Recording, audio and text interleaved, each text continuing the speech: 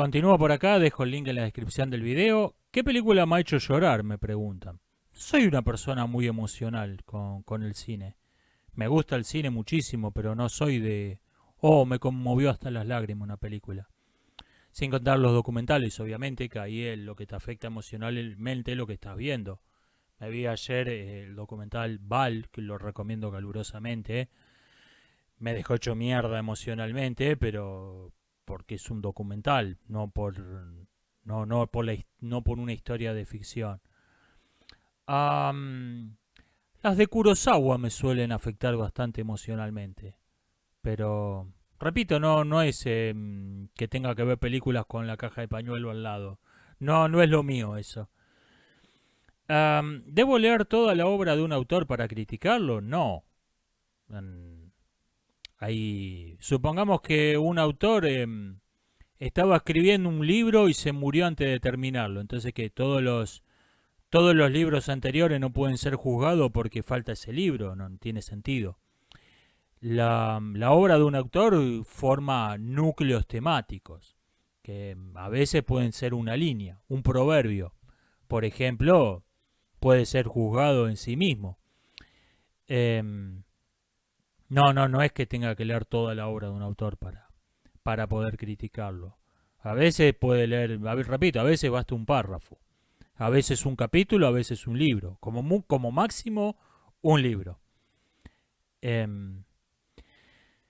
Me dicen que alguien que hizo una sátira de un video hablando sobre el terraplanismo confundió a los terraplanistas con los antiterraplanistas, porque estos tenían más pinta de chiflados con un sombrero de aluminio en la cabeza que los terraplanistas.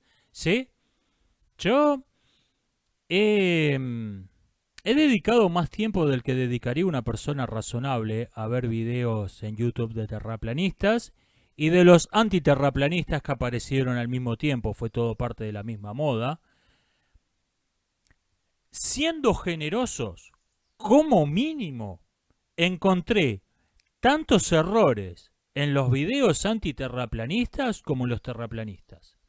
Y encontré una actitud menos científica en los antiterraplanistas que en los terraplanistas.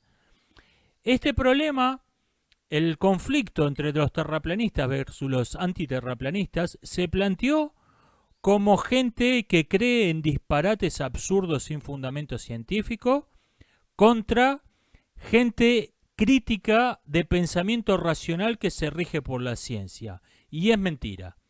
Fue una polémica entre gente que no tiene una mentalidad científica y que cree ciegamente lo que le dice el dogma oficial contra gente que tampoco tiene una mentalidad científica y que no cree el dogma oficial.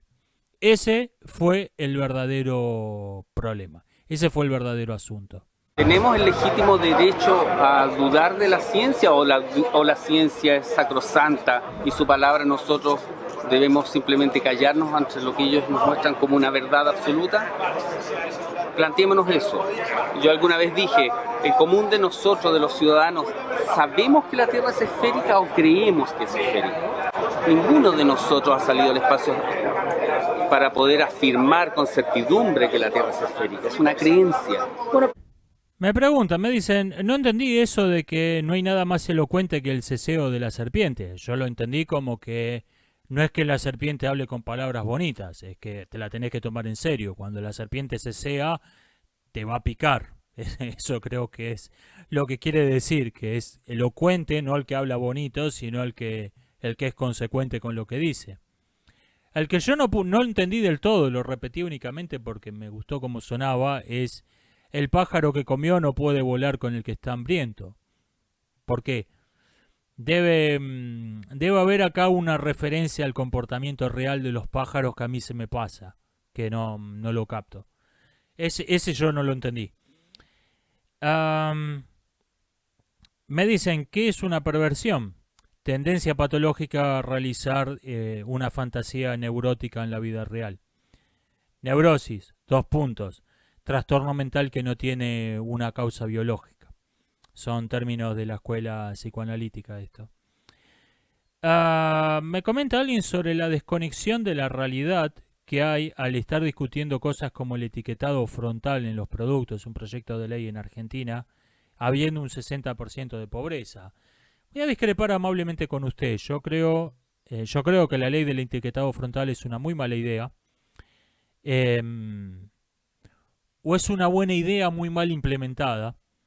En principio es una buena idea, pero es muy mal llevada a la práctica. Pero vamos al núcleo de lo que usted está diciendo, es que habiendo un 60% de pobreza no deberíamos ocuparnos de estos asuntos. Yo no estoy de acuerdo, yo creo que la realidad es extremadamente compleja y tenemos que ocuparnos de todo al mismo tiempo.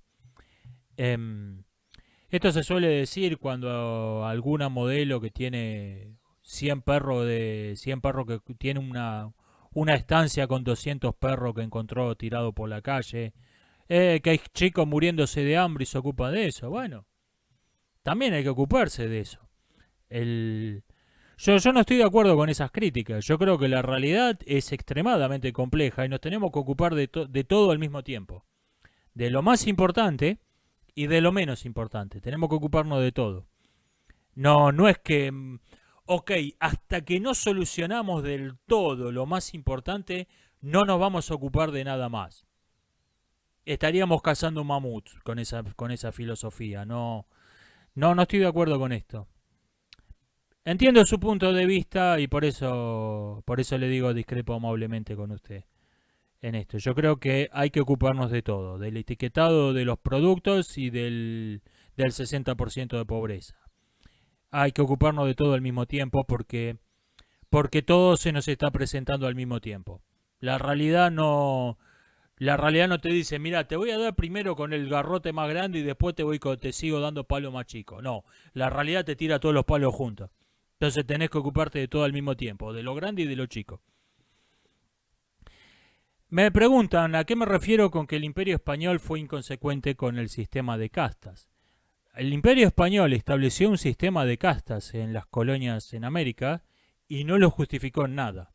A diferencia del Imperio Británico, que tenía su teoría racial y la migración se produjo mayormente en familias completas.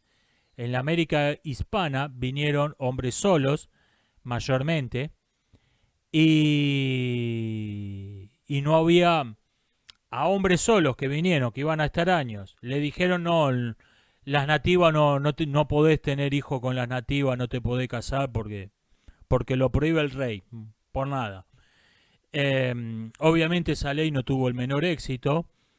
El sistema de castas racial se empezó a volver extremadamente difuso a medida que los mestizajes eran la regla y no la excepción.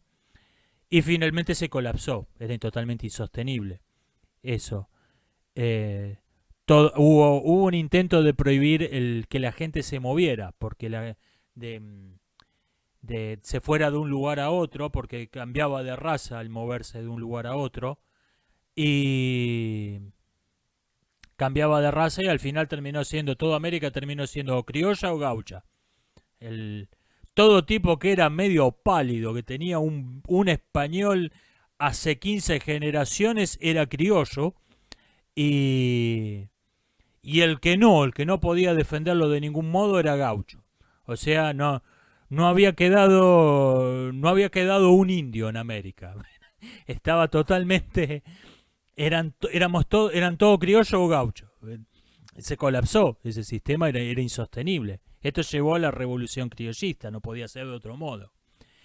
Esto no ocurrió en el mundo anglosajón, en la América anglosajona, porque la gente, como el sistema de castas raciales estaba establecido no solo por ley, sino como religión, por la religión puritana, la gente no se cruzaba. No había mestizos. Y por eso incluso después de la independencia quedaron un montón de secuelas del sistema de castas que duran hasta el día de hoy. Estos problemas duran hasta el día de hoy. en contra de... Hoy en día es insostenible. Lo que pasa es que el mestizaje fue mucho más lento. Hoy los norteamericanos están tan mezclados como estábamos nosotros en 1810. Fue mucho más lento el mestizaje porque el sistema racial estaba convalidado religiosamente en la América anglosajona. Y aparecen organizaciones como Black Lives Matter para intentar impedir que las políticas de segregación racial desaparezcan. No para, aunque pretendan ser exactamente lo contrario. Usen las palabras en un sentido neológico que no es el verdadero. Hablan de antirracismo, antifascismo, etcétera. Son fascistas. Son supremacistas blancos, esos tipos. Yo nunca entendí el chiste de que Antifa son supremacistas blancos con mala conciencia. ¿Dónde está la mala conciencia? Esos tipos son supremacistas blancos, punto. Creen que existen razas superiores e inferiores y que la raza superior se tiene que separar de la inferior. Son supremacistas blancos, punto. No le veo la... Esto es otro comportamiento típico de un culto. Mucha gente que cree que no se traga la doctrina, pero se cree la falsa historia de la doctrina, del culto. Se cree los fraudes históricos del culto. Y cree ver una ironía en que el partido del Ku Klux Klan esté tirando abajo estatuas de Lincoln. ¿Perdón? Yo no capto el sarcasmo, no capto qué es lo incoherente en eso. El partido del Ku Klux Klan salió a tirar abajo estatuas de Lincoln. Ajá. ¿Y qué esperaban que hicieran? Es el partido del Ku Klux Klan. Y sin embargo mucha gente ve en esto una ironía, una supuesta incoherencia. ¿Por qué? No lo sé. Decía, están tratando de defenderlo, pero tardó mucho más en mezclarse la población. Tardó mucho más en que ya no hay blanco, negro, es toda una mezcla de todo. Eso ocurrió en 1810 en el Imperio Español y el sistema de segregación racial se cayó y con él se cayó el Imperio Español. Era insostenible eso. Voy a ir cortando por acá, nos estamos viendo. Hasta la próxima.